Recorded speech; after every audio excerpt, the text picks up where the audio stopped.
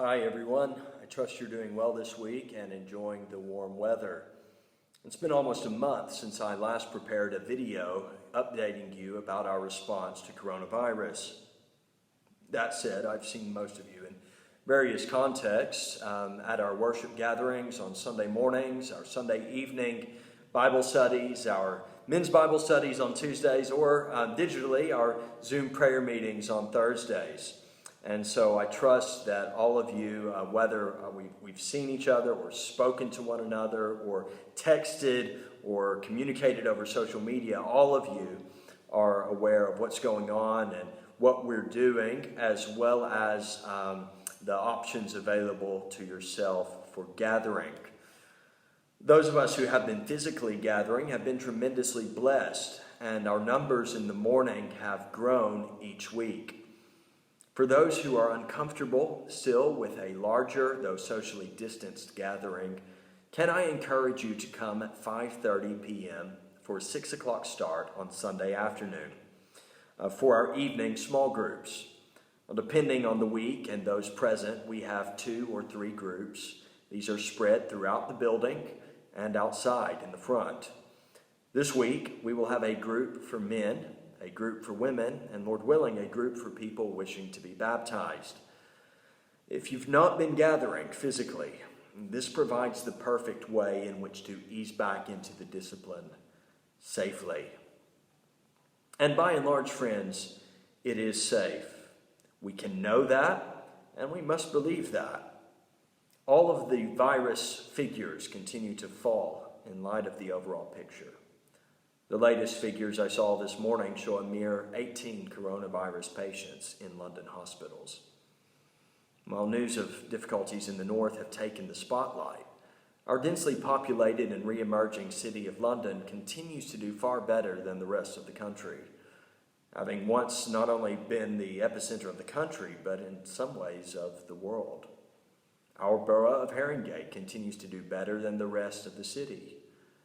In July, from 20th to the 26th, there were for every 100,000 people in Haringey, only 6 new diagnosed cases of the virus, for a total of 16 out of over 270,000. Up to the 30th of July, there have been 793 diagnoses in Haringey over 5 months, and we're thankful that 521 of those formerly diagnosed have recovered or are recovering.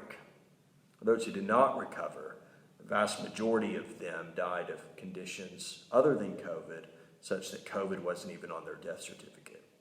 Well, that's not to downplay the seriousness of this virus, nor is it to diminish the tragic loss of any life, whether attached to it or not.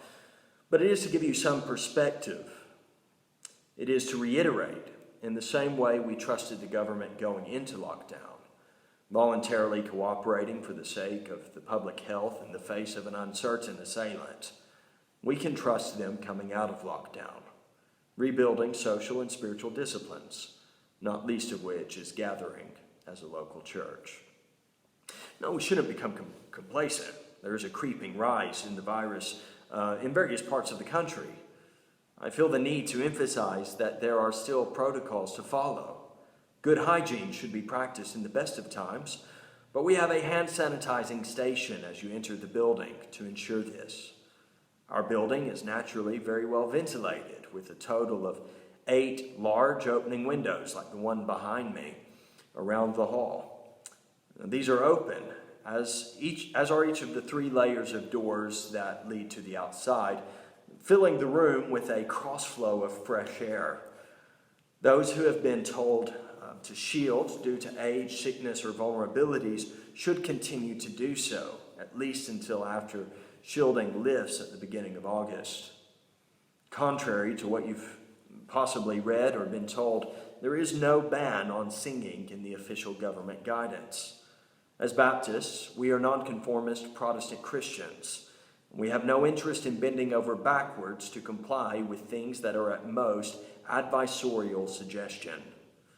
Nonetheless, we know the advice is there for a reason, so we've struck a balanced approach. We stay seated, and we hum loudly or we sing quietly, led by a singer from the front. Each week the volume changes, sometimes a bit louder, sometimes a bit softer. And though it's a very different experience from that to which we are accustomed, this whisper singing is not as unusual as it might at first seem in the context of history and global Christianity. It has been an enriching and edifying approach to the essential ministry of music in these trying times. After the service, we follow a one-way system to exit via the rear hall, which has been cleared to allow for socially distanced conversation. There, individually wrapped refreshments and safely prepared and served drinks are available. I do have one additional request to make for this week.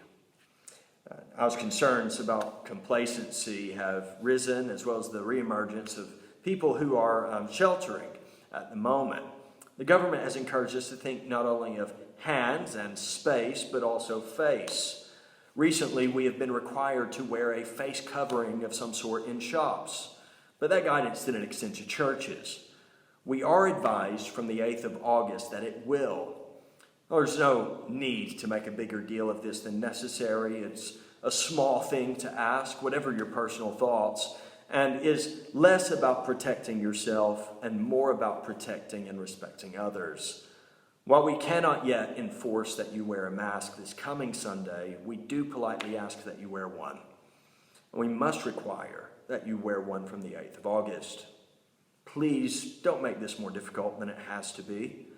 You can bring your own face covering of some sort, or we will have some masks available for your use at the door as you enter on Sunday. There's simply no scriptural or social reason why we should not comply.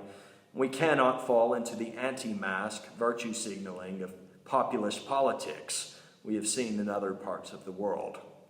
I think I've made myself clear on that, so I'll say no more.